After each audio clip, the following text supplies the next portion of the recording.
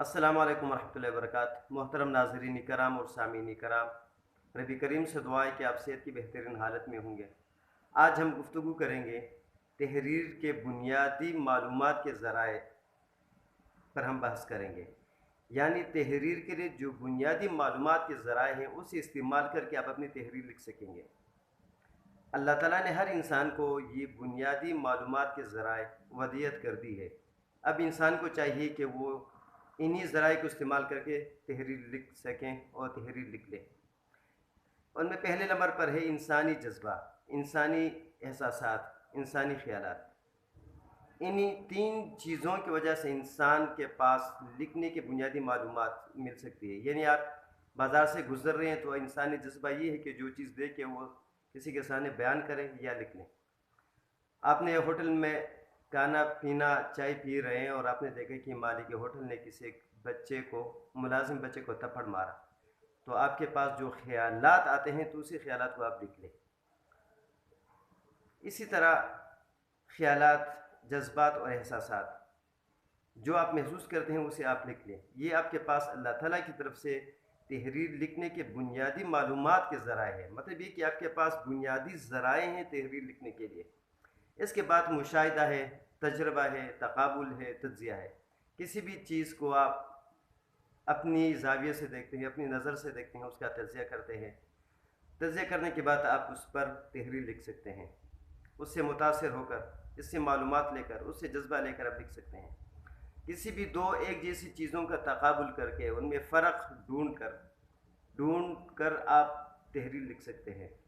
इस तरह आपका मुशाहिदा, आप जो चीज़ देखते हैं और जो आपके पास जो ही ख़याल आ जाता है मुशाहिदे करने के फौरी बाद, तो उस वक्त भी आप तहरीर लिख सकते हैं और ये आपके पास एक ज़रिया है तहरीर लिखने का।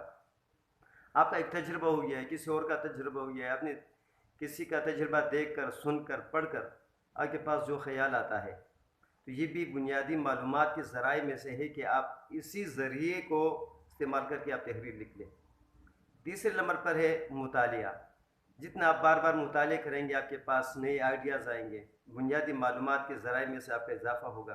चूँकि किताब मुसन्निफ़ की ज़िंदगी का निचोड़ होता है, उनका तजुर्बा होता है, उनकी ज़िंदगी का खुलासा होता है, तो पूरी ज़िंदगी को एक चंद सफ़हात किताब में आप पढ़कर आपके पास बुनियादी मालूमात के ज़राए में से बहुत सारे ज़राए सामने आ जाएंगे और आप लिखने के काबिल हो जाएंगे। आपको जज्बा मिलेगा, आपको एक तहरीक मिलेगी लिखने की।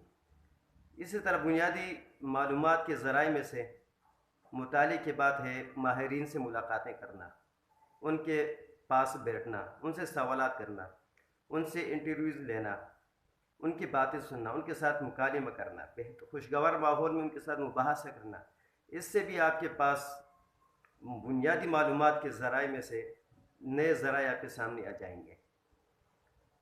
इसके अलावा भी और बहुत सारे ज़राए हो सकते हैं, जैसे सर्वे, इंटरव्यूज़, आदाद शुमार। ये भी बुनियादी मालूमात के ज़राए में से ज़राए हैं।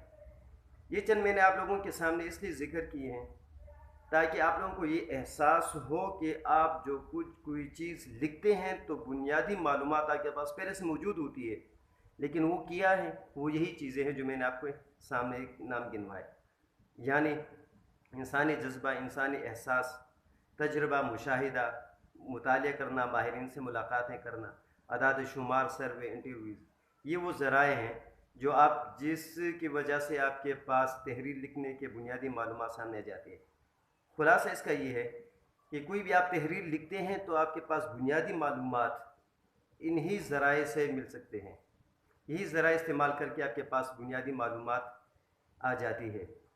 और ये अल्लाह ताला का ख़ास फज़ल व करम है कि हर इंसान को अल्लाह ताला ने ये बुनियादी मालूमात के ज़राए वदियत कर दी है अल्लाह ताला ने। यानी इंसानी जज्बा हर इंसान के पास मौजूद होता है, इंसानी एहसास हर इंसान के पास मौजूद होता है, तजुर्बे का हिस्स, मुशाहिदे का हिस्स, ये हर इंसान के पास मौजूद होता है। ये तो वो कुदरती ज़रा मालूमात के ज़राए हैं जो इंसान के पास मौजूद होते हैं। अगर आपके पास मालूमात नहीं है तो आप कुछ नहीं लिख सकते। बुनियादी मालूमात आपको कहाँ से मिलेगी? यही जो अल्लाह ताला ने हर इंसान को दी है यहीं से मिलेगी। इनसे हट कर दो तीन चार चीज़ें में जो मैंने गिनवाई, यानी मुतालिया करना, माहिरीन से मिलना, अदाद शुमार, सर्वे, इंटरव्यूज़, یہی بنیادی معلومات کے ذرائع ہیں جس کی بنیاد پر لکھ سکتے ہیں. اور بھی ذرائع ہو سکتے ہیں، اور بھی ذرائع اور بھی وجود میں آ جائیں گے، لیکن جو چند چیزیں جو ہمارے روزمرہ کی آج کل کی زندگی میں ہمارے سامنے آ رہے ہیں اور جن کی بنیاد پر لکھاری حضرات لکھ رہے ہیں، یہ وہی بنیادی معلومات کے ذرائع ہیں. امید ہے میری باتیں آج زیادہ مشکل نہیں لگے گی آپ لوگوں کو.